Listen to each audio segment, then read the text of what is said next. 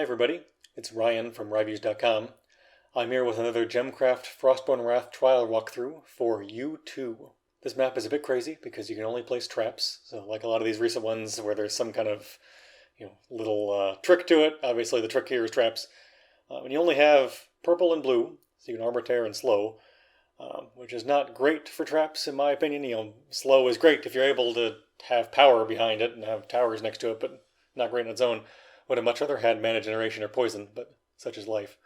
One thing I did make sure to optimize is not overly combine gems between different colors, because traps are best at optimizing specials, and they're not really the best for providing damage. So when you have a gem of two colors, it increases the damage and decreases the specials. So in traps, generally it's better if you use pure gems. Now, obviously here you're also trying to do damage to kill them, but as you'll notice, they're dying anyway. So strictly speaking, I think it is a good idea to optimize pure gems in these traps. One other thing you want to pay attention to is that you do have access to the bolt spell, and in traps, enhancement spells do not get used. They're just there forever. So you want to spread that out. You can put it there to help eliminate socketing times for one thing, but also just putting it in high traffic areas so that the traps deal 100% extra damage. That is a big deal. You will notice I had a few close calls with my mana pool. You can still throw gem bombs, and so I did strengthen the banishment a little bit by throwing the gem bombs in the orb. You can also do that to take care of enemies, but I didn't utilize that too much for this map, just because it didn't really seem worthwhile or necessary.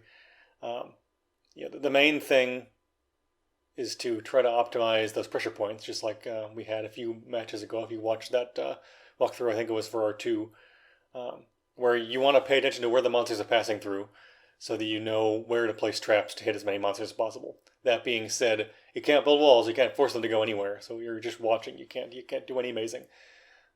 And also, it's important to remember you're not going to hit every monster with every trap. It's unrealistic. So put it in pressure points and you can still thin the herd enough that you're doing just fine and banishing only a handful every time. I do slowly ramp up a lot of my gems from grade 1 to grade 2, just so they start dealing more damage. That happens throughout the match. It's good to kind of slowly ramp them up, but once again, pay attention to your mana pool, because this is a map where you're definitely providing some banishments. And remember that swarmlings do not cost too much when they banish. But normal reavers cost quite a bit. They aren't as expensive as a giant, but they're still pretty expensive, so just be mindful of that. You'll notice that eventually, unless you're overbuilding on traps, in my opinion, you're not going to have to keep using bolt, because all your traps will be enhanced with bolt by the end, because it never gets used. So don't worry about that. I don't think it's overly important to super increase the number of traps. I think what I have here is perfectly serviceable, and you want to have generally not that many traps with higher level gems towards the end, because you want to be able to optimize the killing. And you'll see here, I have that one right in front of the orb. You want to be able to maximize its damage potential. You don't want to build a bunch of random other traps to, just reduce your mana pool. Thanks for watching, everybody. Visit www.ryviews.com for more content. Don't forget to like, comment, and subscribe, and I will see you for another walkthrough soon. Thanks, everybody. Bye-bye. Wasn't that a great video? Hopefully you'll want to like, comment, and subscribe below, and I will see you next time. Thanks, everybody. Bye-bye.